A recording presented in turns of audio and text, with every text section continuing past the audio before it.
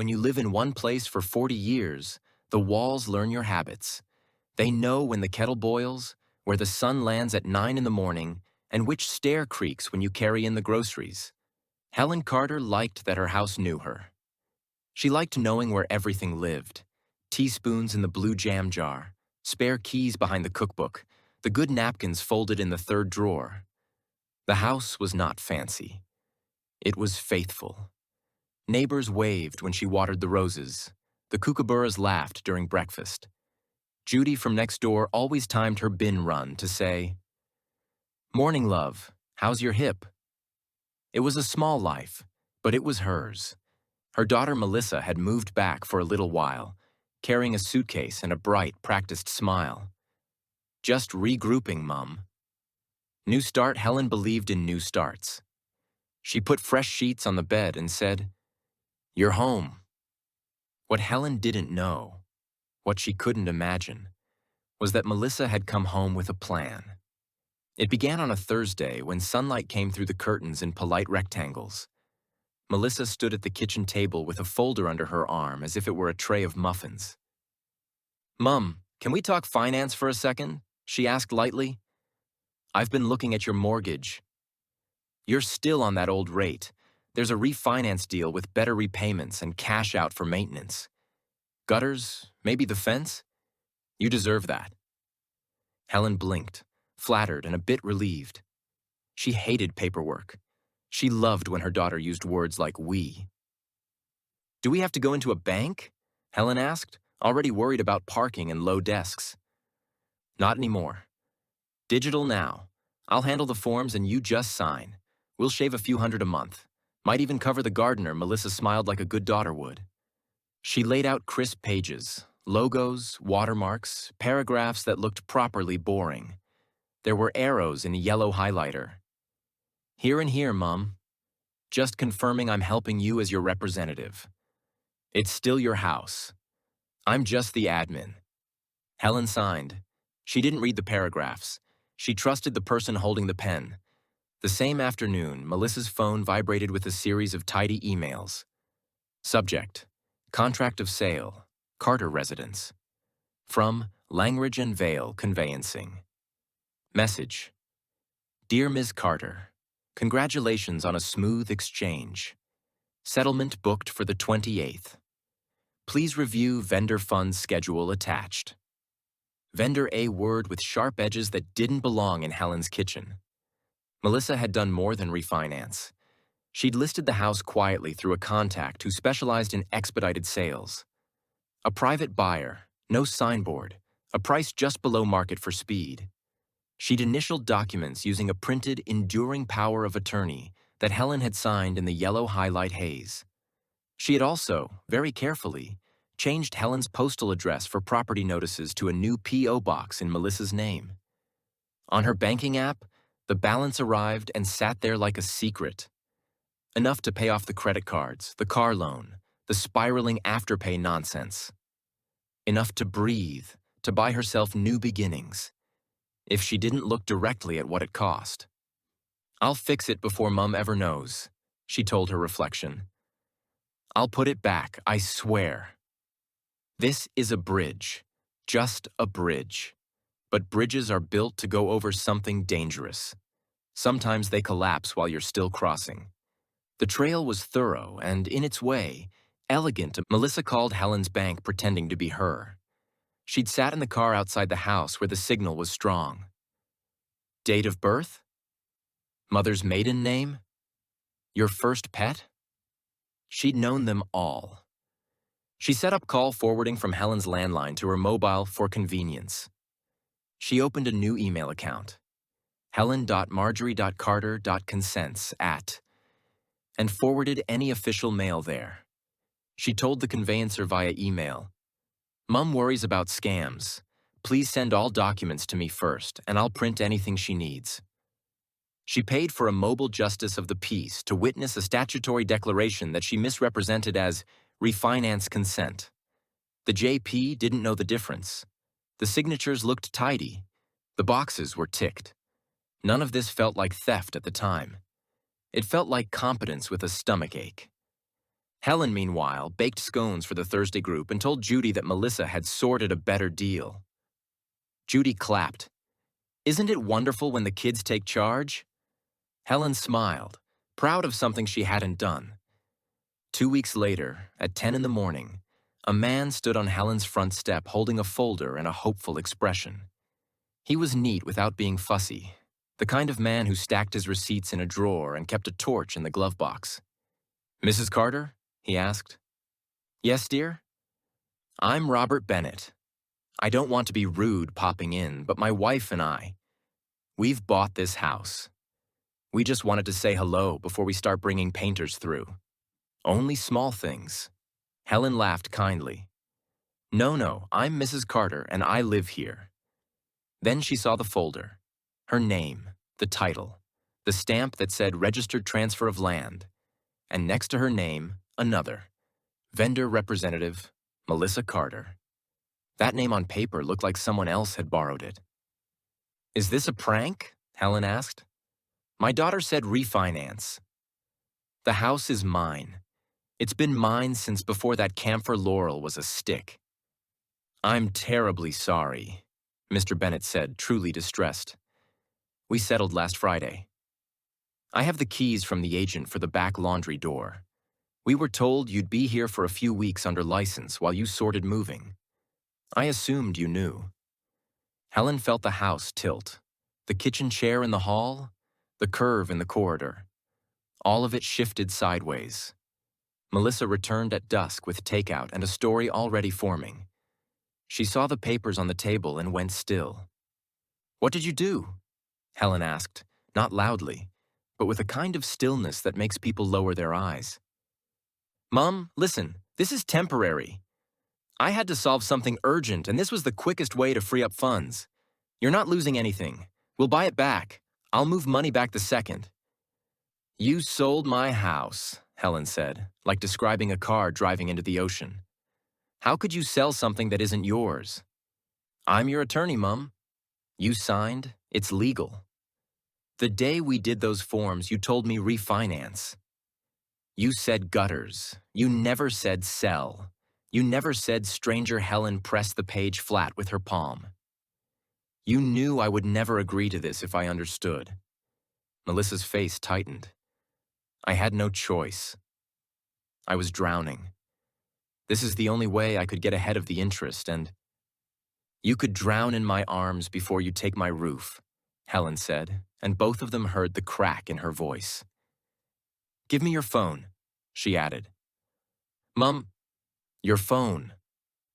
On the email app, Helen found 2 inboxes, one with her own name, one with an address she'd never seen. She scrolled, message after message between Melissa and a conveyancer. Attachments labeled vendor statement, authority to disperse, transfer, executed. There was also a draft Helen wasn't meant to see. Subject: she'll never know if we keep her mail. Payment plan after settlement? No punctuation. Hurried guilt. Helen put the phone down like it was hot. "I raised you to tell the truth even when it's ugly," she said. "You gave me pretty lies. I am not a portfolio. I am your mother." Melissa touched her sleeve, voice small again. "Mum, I'll fix it." "Good," Helen said. "Fixing begins where lying ends." The next morning, Mr. Bennett returned with his wife, a gentle woman who brought a packet of biscuits like a peace offering. The apologetic real estate agent hovered on the footpath, speaking softly into a phone. Judy watched from her porch, hedge clippers forgotten in her hands. The agent explained phrases that felt like doors closing.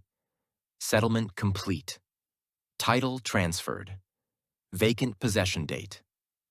He said there was a license to occupy for a short period while Helen arranged alternative accommodation. The words were correct and also unthinkable. "I never agreed," Helen said. "My daughter lied." The agent cleared his throat. "Your daughter signed as your attorney. We cited the document. We acted in good faith." "So did I," Helen said, and everyone heard the difference. Judy shuffled closer, her voice a whisper meant for all. "Helen, love, do you want me to call my nephew? He's a solicitor in town." "Please," Helen said. "And Judy, stay.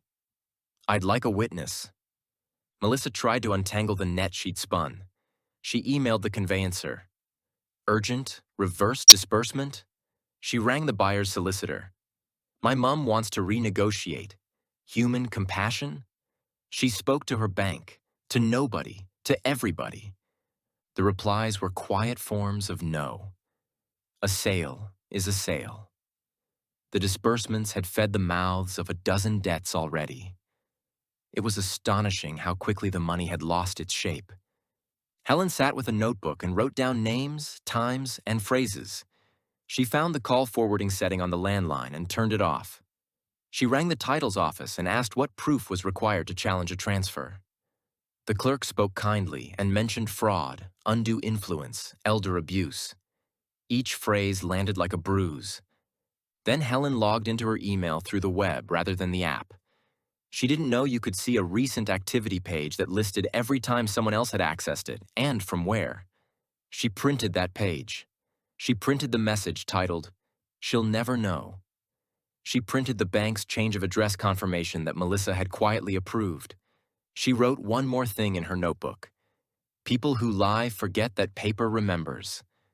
That evening, mother and daughter sat on opposite sides of the same couch like strangers at a bus stop. Helen spoke first. "I loved you more than my good name," she said. "Do you understand that? When you were little and said you didn't eat the biscuits, I pretended to believe you so you could practice being the kind of person who doesn't lie. I gifted you trust, like it was a cake I baked fresh each morning.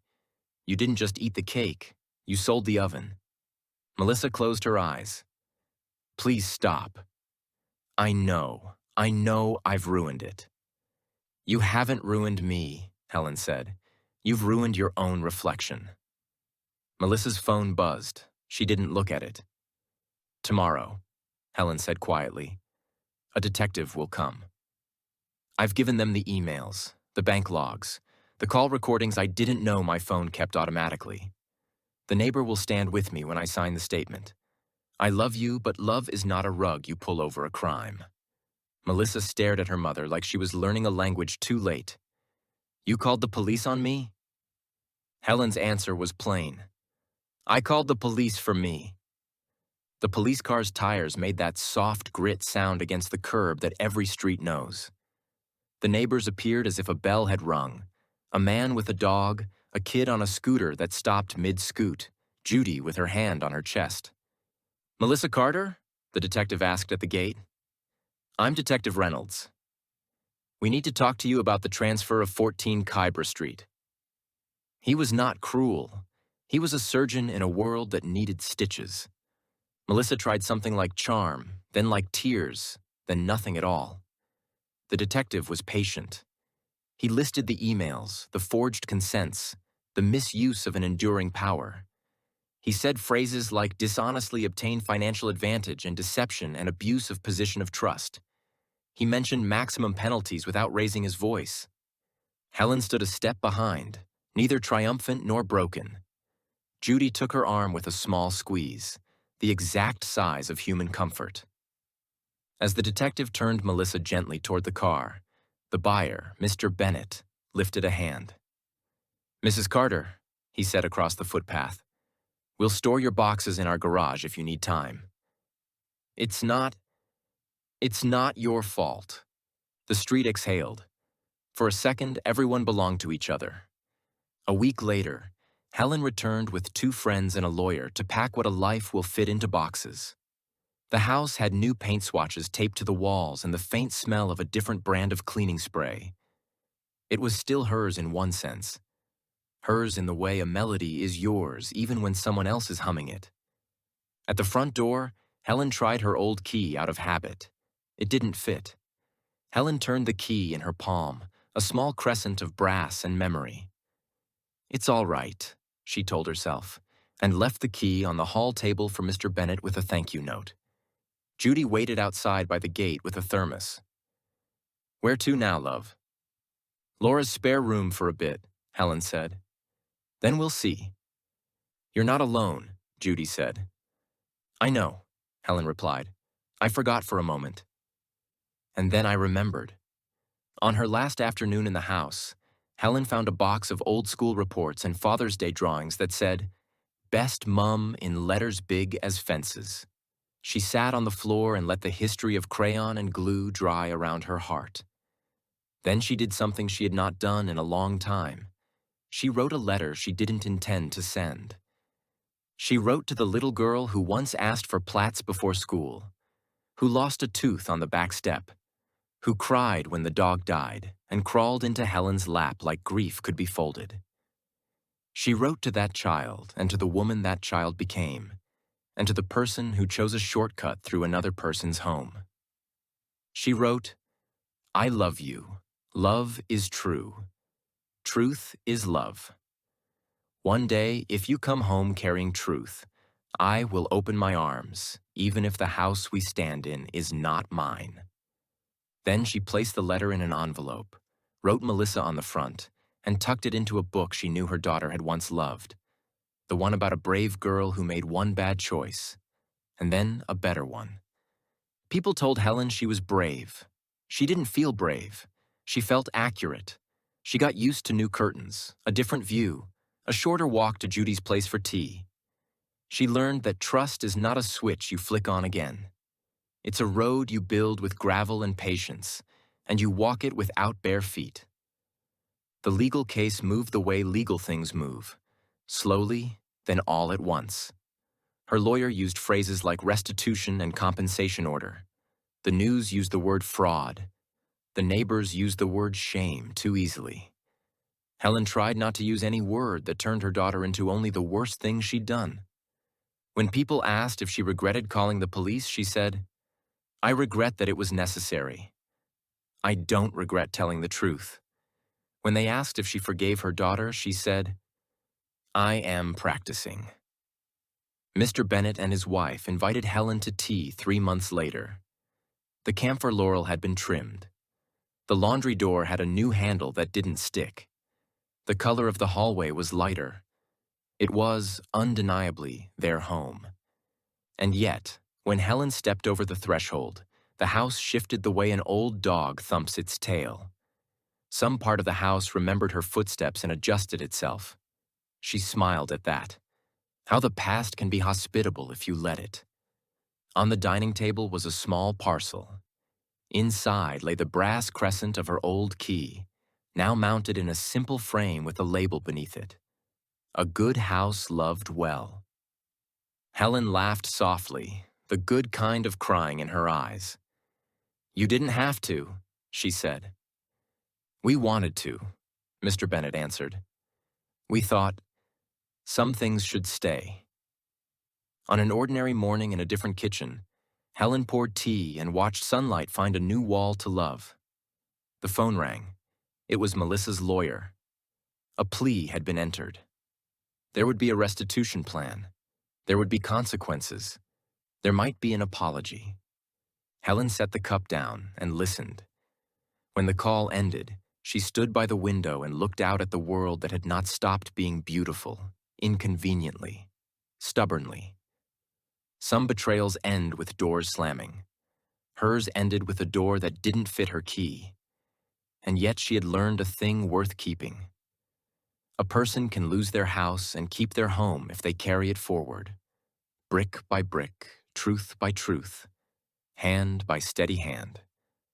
If one day the door opens and Melissa stands there holding nothing but honesty, Helen will make room at the table. Not because betrayal deserves it, but because truth does. Until then, the walls will learn new habits. The kettle will boil at a slightly different time.